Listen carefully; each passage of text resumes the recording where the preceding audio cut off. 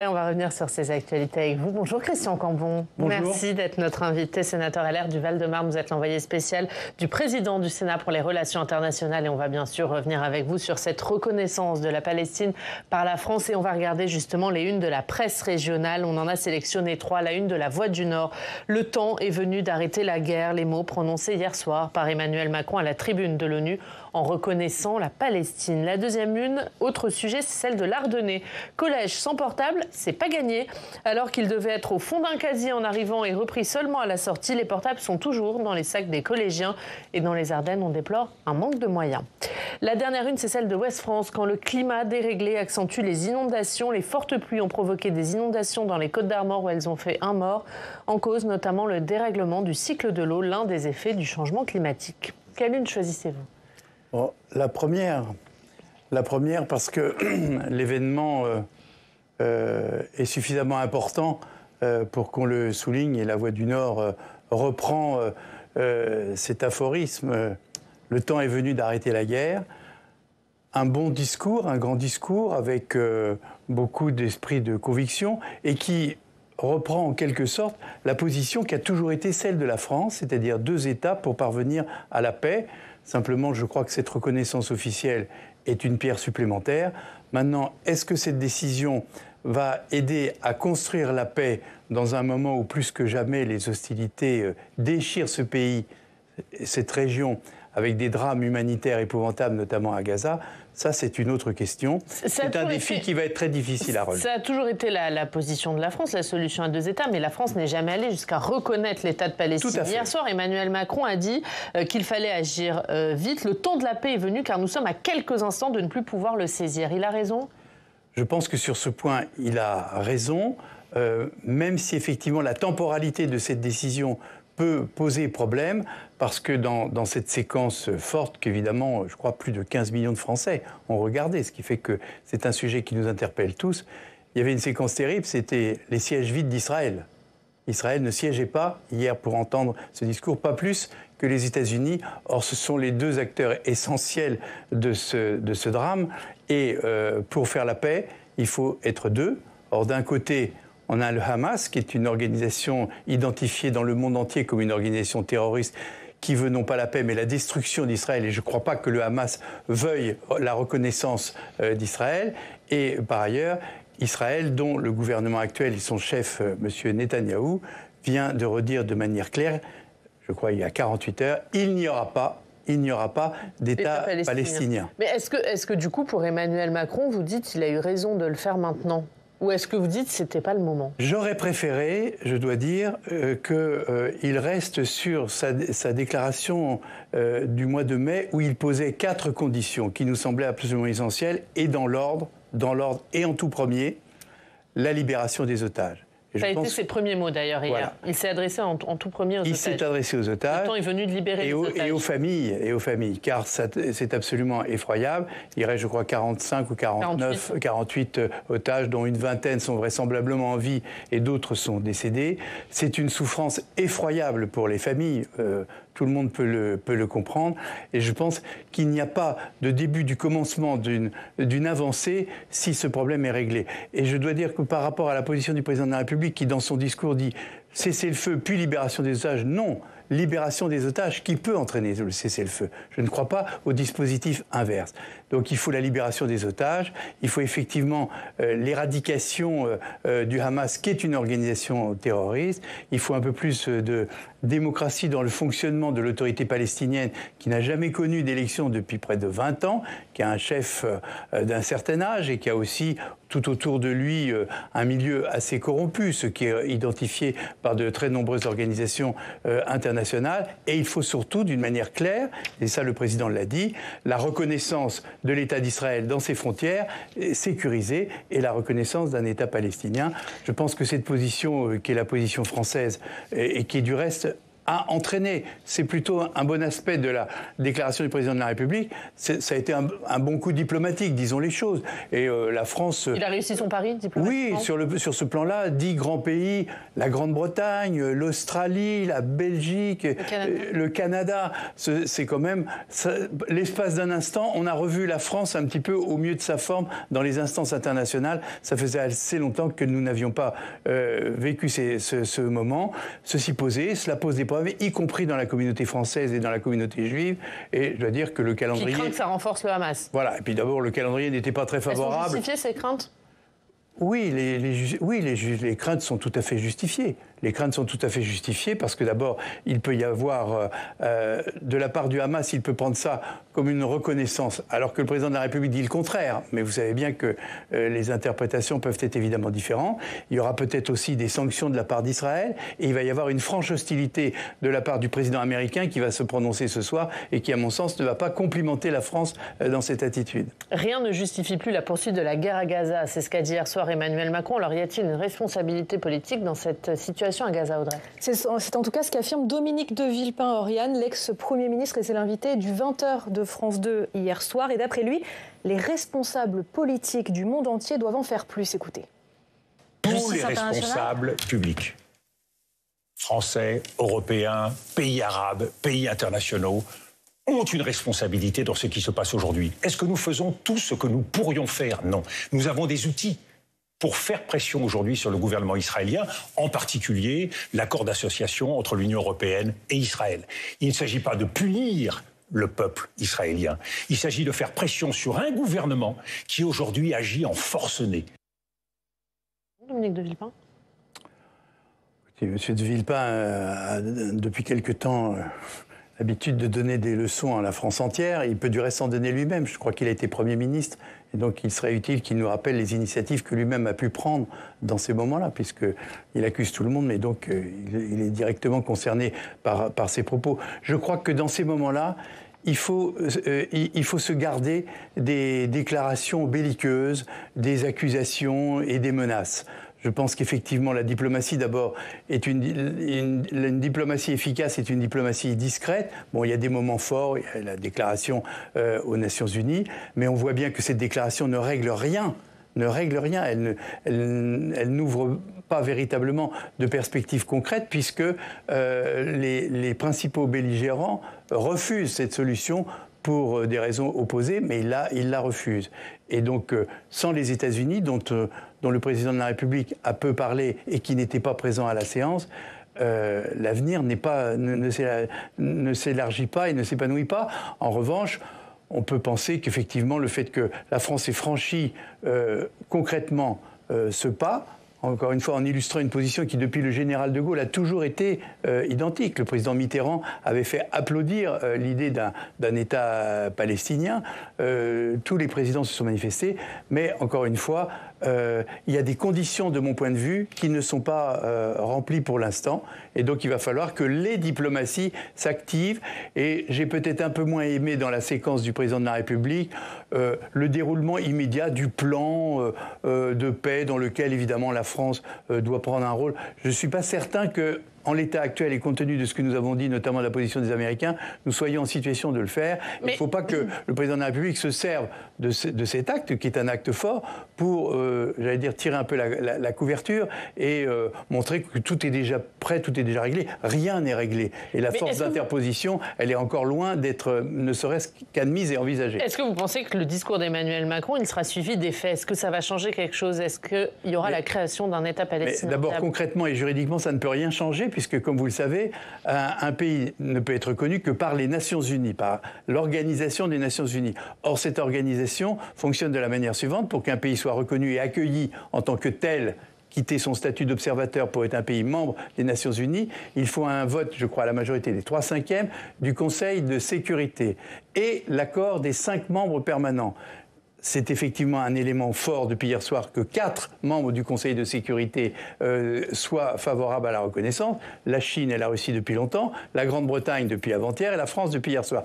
Il en manque un, les États-Unis, et on peut effectivement, sans risque de se tromper, imaginer que les États-Unis vont bloquer toute initiative, et donc ça ne génère aucun effet. C'est pour ça que j'ai dit, c'est un discours symbole, qui est généreux au sens où qui ne peut adhérer au discours appelant à la paix, appelant à ce que cesse le massacre à Gaza, appelant à ce que les attentats cessent en Israël, que l'on reconnaisse ce pays et que ces deux pays puissent vivre en paix. Je veux dire, il faut avoir l'esprit un petit peu tordu pour ne pas adhérer à cela. Maintenant, il faut passer à l'action, et là, ça va être autrement plus compliqué, et je ne suis pas persuadé que cette initiative va immédiatement entraîner des suites, mais le président l'a dit aussi, il dit que cette décision s'explique pour mettre la France et la communauté internationale sur le chemin de la paix. Le chemin de la paix, il est long en Ukraine, il est long dans tous les conflits. Et il a dit aussi une chose qui m'a paru assez juste, c'est plus facile de faire la guerre que de faire la paix. Et on médite assez peu cette phrase, mais quand on voit l'état du monde, moi qui suis confronté à cette réalité de par mes fonctions dans cette maison, effectivement, on voit que c'est compliqué de faire la paix, puisqu'il faut aller vers l'autre. C'est comme dans un conflit social, c'est comme dans toute difficulté, il y a un moment où il faut tendre la main aux autres, ça c'est très compliqué. On va voir les répercussions en France et parler notamment de cette initiative d'Olivier Faure qui a appelé hier les maires à hisser le drapeau palestinien. On va retrouver l'un d'entre eux. Bonjour Gilles Poux, merci beaucoup d'être avec nous. Vous êtes le maire communiste de La Courneuve. Vous avez choisi, vous, de hisser le drapeau palestinien sur le fronton de votre mairie malgré l'interdiction. Pourquoi ? Parce qu'il m'a semblé que c'était un moment important de ce qui se passait hier avec la prise de parole du président de la République et sa volonté de dire que la France reconnaît enfin un État palestinien. Et donc, j'ai voulu apporter mon soutien à cette démarche et créer les conditions de donner de la force à cet acte de façon à ce que ça puisse ouvrir progressivement une autre alternative à la situation de massacre qu'on connaît à Gaza et à la colonisation de la Palestine, et de façon à refaire en sorte que le discours de paix puisse reprendre un petit peu de vigueur dans ce pays qui en a bien besoin. Christian Cambon, vous comprenez les maires qui, à l'image de Gilles Poux, ont tissé ce drapeau palestinien ? Alors d'abord, je salue Gilles Poux, qui est un collègue dans une instance intercommunale. Bonjour. Bonjour. Bon, je suis bien évidemment pas exactement sur la même ligne que Gilles Poux, mais ça ne l'étonnera pas, et ça n'étonnera pas nos téléspectateurs, parce que je crois que la mairie, c'est une maison commune. Le pays est actuellement très divisé, nous avons besoin d'unité, nous avons besoin d'apaiser, et je pense que arborer, ce qui n'est pas la même chose que le drapeau ukrainien, du reste la justice l'a dit, arborer le drapeau palestinien, bon, je crois qu'il y a 80 communes sur 36 000 86 communes sur 36 000, elles sont toutes marquées d'un côté qui est proche de mon ami Gilles Poux. Personnellement, et une fois n'est pas coutume, je trouve qu'il y a eu une initiative de Mme Hidalgo, et je suis quand même assez critique vis-à-vis de Mme Hidalgo. J'ai trouvé bien meilleure cette initiative qui visait sur la Tour Eiffel, grand symbole de Paris, à afficher les deux drapeaux, c'est-à-dire la Palestine-Israël et une colombe tenant un rameau d'olivier. C'est un symbole, je me sens plus dans ce symbole-là que de vouloir afficher ce drapeau. Après, la justice tranchera et puis chacun en tirera les conséquences. Juste Gilles Poux, pourquoi ne pas avoir affiché les deux drapeaux, comme l'a fait Anne Hidalgo, par exemple ? Parce qu'il y a aujourd'hui une situation où il y a un pays, enfin un peuple, le peuple palestinien, qui est privé de ses droits, maintenant depuis 70 ans, et qui est massacré. Et donc, je ne mets pas sur le même pied d'égalité un peuple qui est massacré, dont on nie la réalité, et un gouvernement qui est l'agresseur de façon cynique vis-à-vis de ce peuple. Et aujourd'hui, j'aurais du mal à mettre, je ne confonds pas bien évidemment le peuple israélien avec le gouvernement israélien, mais aujourd'hui c'est ce gouvernement israélien qui est à la tête d'une opération de génocide à Gaza. Et donc moi, je ne peux pas accepter que ce gouvernement puisse être soutenu. Et donc, il faut aujourd'hui tout faire pour que le peuple palestinien retrouve ses droits. C'est ça la question qui est posée, et c'est ça la question qui fera avancer la paix, y compris qui sera source de faire baisser les tensions dans notre pays, parce que on est un pays et on est un peuple qui est attaché à des valeurs de liberté, d'égalité, de fraternité. Depuis la Révolution française, il y a des traditions fortes dans ce pays. Et aujourd'hui, c'est le sentiment d'injustice, c'est le sentiment d'impunité qui fait que ça peut provoquer en France des heurts, parce qu'il y a un sentiment où on voit un pays, Israël, un gouvernement Israël qui se livre sans aucune entrave à un véritable génocide. Et donc, c'est ça qui provoque les tensions, qui peut provoquer les tensions. Et donc, tout faire pour arrêter ces actes-là va dans le sens de la paix, de mon point de vue, et va dans le sens de la pacification des rapports humains, de la reconnaissance de l'autre. Une réponse rapide, Christian. Très rapidement, Gilles Poux a parlé de massacre. Bon, effectivement, la situation à Gaza est très effroyable, mais j'observe quand même, je me souviens que le massacre du 7 octobre existe aussi, qu'il a été absolument effroyable et qu'il est porté comme une blessure terrible par les Israéliens. Et nous avons le devoir, de faire tous les efforts pour que ces deux pays, ces deux entités se rapprochent, pour que deux États puissent naître. Merci Gilles Poux d'avoir été avec nous, maire communiste de La Courneuve. Merci beaucoup d'avoir été notre invité. On va passer à un autre sujet. On va parler de la Russie qui multiplie les incursions dans des pays de l'Union européenne. Alors à quoi joue Vladimir Poutine? C'est l'objet de votre éclairage, Audrey. L'OTAN a annoncé vendredi soir avoir intercepté 3 avions de chasse russes entrés dans l'espace aérien de l'Estonie. L'Alliance Atlantique dénonce une nouvelle provocation et convoque aujourd'hui une réunion d'urgence à Bruxelles. En effet, Oriane, car cette incursion a eu lieu quelques jours après, à peine après une autre violation de l'espace aérien de l'OTAN. Souvenez-vous, mi-septembre, une vingtaine de drones ont pénétré dans le ciel polonais, obligeant l'OTAN à en abattre 3, une première depuis la création de l'Alliance en 1949. Un drone russe a aussi été pris en chasse dans le ciel roumain. En ce qui concerne les avions de chasse dans le ciel estonien, ils sont restés 12 minutes en tout en ignorant les avertissements de pilotes italiens qui étaient en mission pour l'OTAN. La Russie nie de son côté toute incursion. Elle avait parlé d'un problème au moment de l'incursion des drones en Pologne. Mais pour la chef de la diplomatie européenne, Moscou teste la capacité de réaction de l'Alliance. On l'écoute. Il est clair que la Russie teste jusqu'où elle peut aller. Nous ne devons montrer aucune faiblesse, car la faiblesse incite la Russie à aller plus loin. Cela devient de plus en plus dangereux, non seulement pour l'Ukraine, mais aussi pour tous les pays qui entourent la Russie. Et justement, Audrey, l'OTAN réagit. En interceptant déjà les drones russes en Pologne dans la nuit du 9 au 10 septembre avec l'aide d'avions de chasse polonais et néerlandais. Là, il fallait montrer que l'OTAN était réactive. Il en allait de sa crédibilité. Elle a depuis lancé l'opération Sentinelle orientale pour renforcer son flanc est. Ça consiste en des exercices, en des patrouilles avec des ressources du Royaume-Uni, de l'Allemagne, du Danemark, mais aussi de la France qui a envoyé 2 Rafales. C'est les images que vous voyez derrière moi. Enfin, l'Estonie et la Pologne ont déclenché l'article 4 du traité de l'OTAN. Alors cet article, il consiste à réunir les pays de l'Alliance quand un membre estime que sa sécurité ou que l'intégrité de son territoire est menacée. Ce n'est que diplomatique, mais c'est l'article juste avant, le fameux article 5, Oriane, le fameux article d'assistance mutuelle. Monsieur le sénateur, est-ce que c'est une provocation de la Russie? Pourquoi ça intervient à ce moment-là, ces 3 incursions dans un temps très rapproché? C'est à l'évidence des provocations qui sont organisées par la Russie pour tester la capacité de réaction de l'OTAN. Je pense que ces incidents doivent nous interpeller. Je préside moi-même la délégation française à l'Assemblée parlementaire de l'OTAN. Nous aurons l'occasion très prochainement de nous réunir pour débriefer en quelque sorte cette affaire.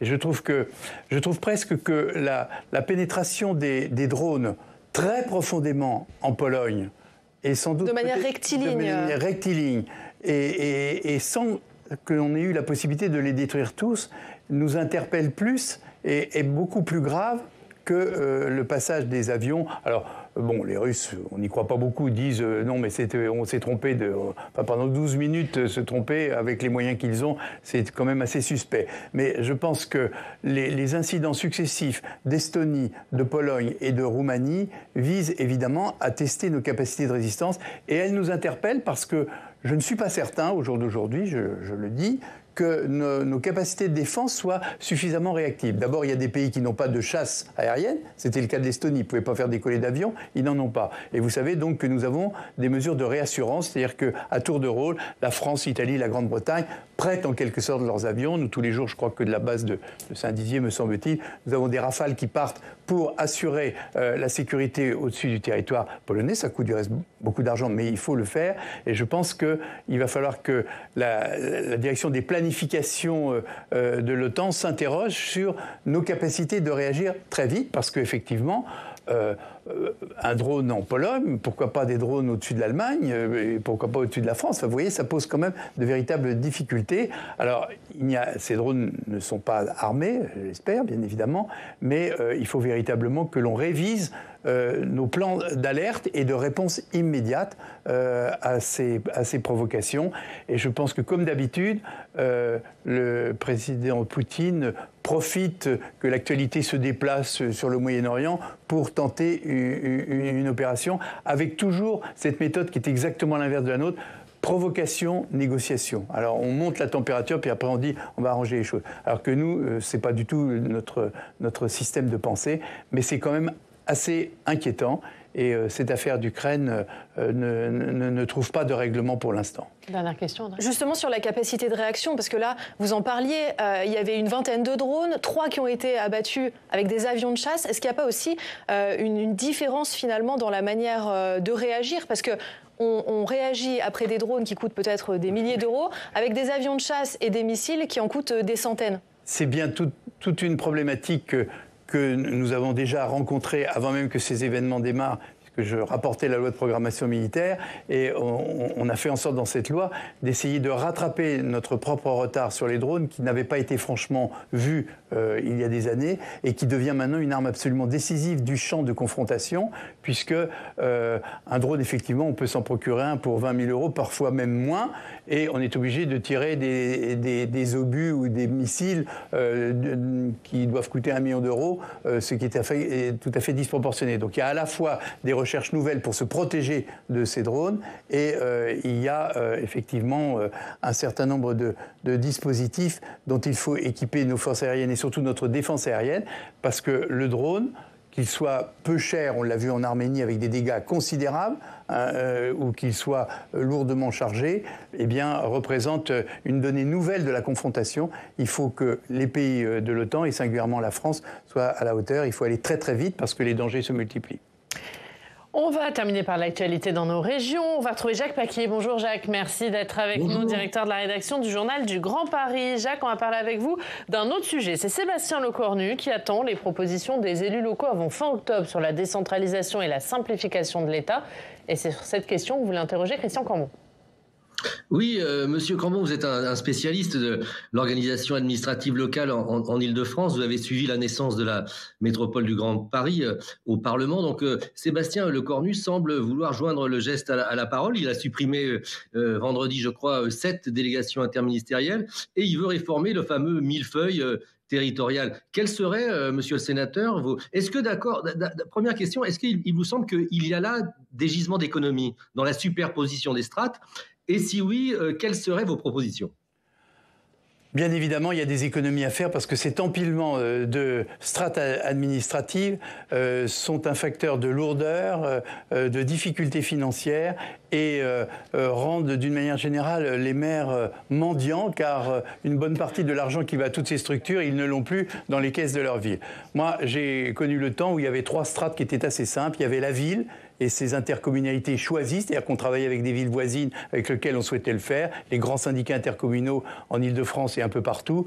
Chacun m'a manifesté sa volonté de travailler ensemble, ça marchait très très bien. Au-dessus, il y avait les départements avec la délégation, avec la compétence de la solidarité, la compétence de l'assainissement, et il y avait une organisation ancienne, traditionnelle, qu'il était nécessaire de moderniser, mais qui était forte, avec l'autorité du président du conseil départemental, qui s'était substituée à celle du préfet. Et puis il y avait le conseil régional. Moi, j'ai siégé 18 ans, dont 12 ans comme vice-président à la région Île-de-France, où là, c'était les grandes infrastructures, la formation professionnelle, les lycées, c'est-à-dire des équipements très lourds qui nécessitent bien évidemment qu'on travaille de manière globale. On peut pas mettre en place une ligne de métro sans l'avoir voir à l'échelon régional. Ce n'est pas sur le kilomètre, mais sur, bien évidemment, une plus grande largeur. On a ajouté à ça toute une série de structures, notamment les territoires et la métropole. Donc, si vous voulez, on a la commune, le territoire, le département, la métropole, la région et l'État. Alors, vous imaginez la position des malheureux maires qui doivent obtenir une subvention. Il faut obtenir l'une pour avoir l'autre. Tout ça complexifie. Et bien évidemment, l'organe crée la fonction. Tous ces gens se sont installés légitimement. Il a fallu des assemblées, des fonctionnaires. Et quand on a donné une compétence à une organisation, on ne l'a pas de fait retiré à l'échelon inférieur. Donc je pense qu'il y a une réflexion forte qui doit intervenir. Alors, est-ce qu'il faut fusionner la métropole et la région? Est-ce qu'il faut donner plus de pouvoir au territoire? Je pense que là, le Sénat, sous l'égide de notre président de groupe, Mathieu Darnaud, qui est bien fléché sur ces sujets de décentralisation, il va falloir mener une réflexion, et j'allais dire une réflexion qui s'applique à chaque région. L'organisation de la région Île-de-France n'a rien à voir avec la Franche-Comté, qui elle-même n'a rien à voir avec Languedoc-Roussillon. Et il va falloir laisser suffisamment de liberté pour que les élus recherchent l'efficacité. Vous savez, c'est très simple. L'argent est rare, l'argent public est rare, les maires sont dans une grosse pauvreté, dans une très grande pauvreté. On a enlevé des ressources essentielles comme la taxe d'habitation, ce qui fait qu'une personne qui ne paye pas l'impôt sur le revenu et qui ne paye plus la taxe d'habitation, elle vit gratuitement. Elle vit gratuitement de toutes les infrastructures. Est-ce que c'est normal? C'est un vrai sujet. Donc je pense qu'il faut aller vers plus de simplification. Simplement, il faut y aller avec efficacité et élégance. Il ne faut pas dire telle assemblée ne sert à rien du tout. Moi, je siège comme conseiller métropolitain. Il y a des sujets très importants qui sont évoqués. Il faut voir où est la plus grande efficacité autour des pôles qui sont décisionnaires et qui ont l'argent pour aider les communes. Merci beaucoup Jacques Paquier, la une du journal du Grand Paris, l'Île-de-France en marche vers l'économie circulaire. C'est à la une de votre journal. Merci Christian Cambon d'avoir été avec nous pendant cette première demi-heure.